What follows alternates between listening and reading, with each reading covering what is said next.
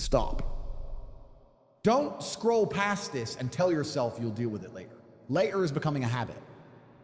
Later is becoming next Monday, next month, next year. And if you're honest, you're not waiting for the right moment anymore. You're waiting for some stronger version of yourself to show up and save you from the life you're avoiding. But look, that version of you isn't coming. Not because you're hopeless, not because you don't have what it takes, but because the person who takes control of your life has to be you. Right now, you didn't lose control in one huge dramatic crash. You lost it quietly.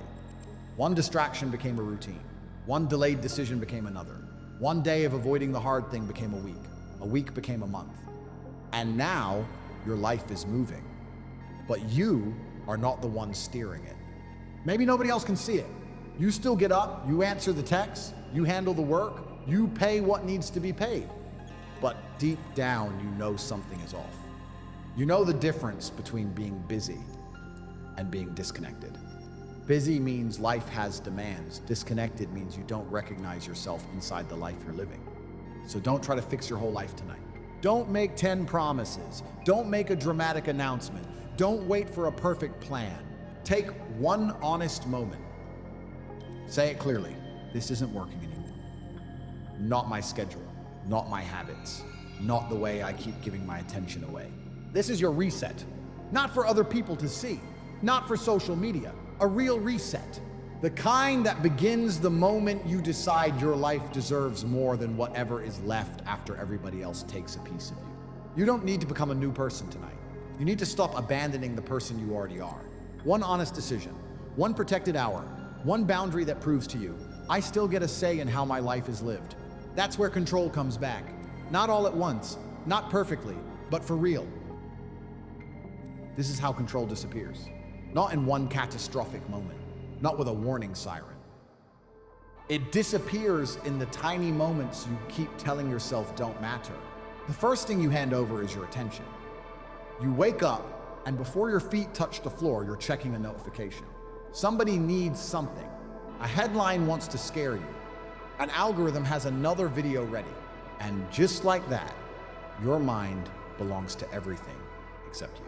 At work, you answer every message the second it arrives. You say yes to requests you don't have space for. You carry everybody else's urgency like it's your responsibility. Then the day ends, and you tell yourself you'll focus on your own life tomorrow. Tomorrow you'll go to the gym. Tomorrow you'll start the project. Tomorrow you'll have the hard conversation. Tomorrow you'll stop scrolling at midnight. Listen, every time you make a promise to yourself and quietly break it, something small gets damaged. Not your potential. Your self-trust. You begin to hear your own plans as suggestions and your deadlines as optional. That's why you feel stuck. It's not because you're incapable, it's because you've been training yourself to react instead. D of choose. Your phone chooses what you think about. Your inbox chooses when you panic.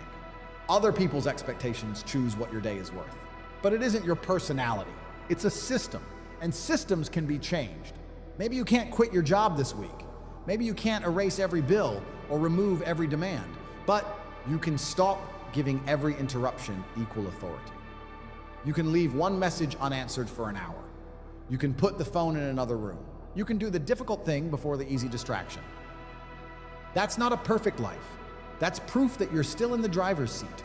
Control comes back through these small moments when you stop asking the world what it wants from you and start choosing what matters now, not when you feel inspired, not when the noise finally stops. It comes by CK the moment you prove in one small decision that your attention is still yours to direct.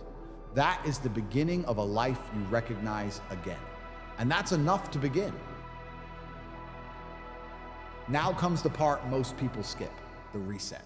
Not the kind you post about, the kind no one applauds. The quiet moment when you finally stop pretending that you're fine with a life that keeps draining you. Before you can take control, you have to look at what has been controlling you. And I know that part hurts. Maybe it's the phone you reach for when you're uncomfortable. Maybe it's the work you use to avoid the conversation you need to have. Maybe it's the constant need to be liked, needed, or approved of. You don't have to hate yourself for any of it, but you do have to be honest, because you can't change a pattern you keep calling normal. For one day, pay attention.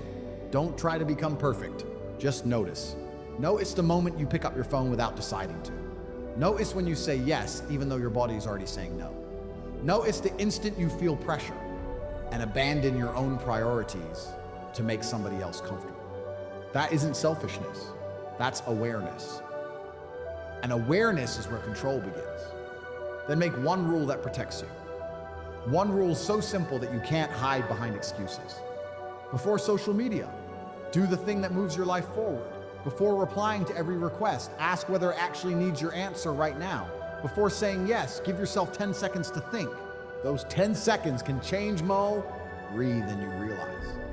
They create space between the pressure and your response. In that space, you get to choose. You get to decide whether this is really your emergency. You get to decide whether this distraction deserves another hour of your life. You get to decide whether the old version of you gets to make this choice again. This is how you rebuild self-respect. Not by feeling powerful first, by keeping one small promise when nobody is watching. Put the phone down, take the walk, open the document, make the call. Do the next right thing, even if your mind is begging for the easy escape. Because every time you choose the harder, honest action, you're sending yourself a message. I can trust myself again. And when you can trust yourself again, control doesn't feel like a fight. It starts to feel like home. Now comes the test. The moment you stop living on autopilot, the world will try to pull you back into it. Not because the world is against you, because the old version of you was convenient. It was convenient when you answered every text immediately. Convenient when you said yes, even when you were exhausted. Convenient when you stayed quiet, stayed available, and asked for nothing. But the life you want will ask you to disappoint that version of yourself. It will ask you to leave the message unanswered. It will ask you to say, I can't do that tonight. It will ask you to stop explaining every boundary to people who benefit when you have none. And at first, it might feel wrong. You may feel guilty for protecting your time. You may feel selfish for choosing rest. You may wonder why somebody is suddenly upset when you begin treating your own life like it matters. Listen carefully. Their disappointment is not always evidence that you've done something wrong. Sometimes it's proof that you stopped making yourself easy to use. A boundary isn't a wall, it's a locked door. You decide who enters and what they take. Every unprotected yes costs your future. Every hour you give away is an hour stolen from the life you want. So start small. Don't announce a new identity. Don't turn it into a performance. Just keep one promise. When you say you need an hour for yourself, take the hour. When you say you'll sleep, put the phone down. When you say you're going to work on your future, don't trade that future for another distraction. This is discipline in its most honest form. Not punishment, not pretending you never feel tired. Discipline is choosing what matters, even when nobody is there to praise you for it. You don't need everyone to understand your reset. You need to understand why it matters. Protect your attention, energy, and word. Chaos loses control. The life you wanted didn't arrive by accident. You built it every time you chose yourself with courage. Here's what most people get wrong about a reset. They think it has to be dramatic. A reset isn't a new planner, a perfect morning, or a speech you make to yourself at midnight. It's proof. Proof that when the old habit calls your name, you can choose something better. And the old habit will come back. You'll have a tired day. You'll miss a workout. You'll scroll longer than you meant to. When that happens, don't turn one bad choice into a bad week. Don't say, I've already failed. Reset at the next choice. That's the difference between people who change and people who stay stuck. The people who change still fall. They just return faster. No one has to see it. Nobody has to applaud it. This reset isn't a performance for your friends, your family, or the internet. It's a promise between you and the person you want to become. Tonight, don't try to fix everything. Pick one thing you can control before you sleep. Put the phone away. Write the first line. Lay out your clothes. Cancel the distraction.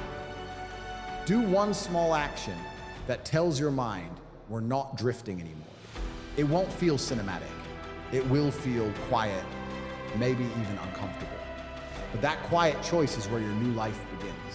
Not when you're fearless, not when you're perfectly motivated, when you act while part of you still wants to run. So say it. I take back my attention, I take back my time, I take back my word. I don't need a perfect comeback. I need the next right move. Tomorrow, do it again. Protect the first 10 minutes of your day. Before the world tells you who to be, choose one action that proves you lead yourself. That's how a reset becomes a standard. And a standard becomes a life.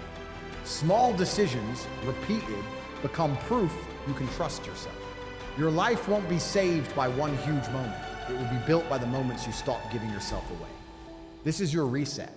Not tomorrow, not next week, now.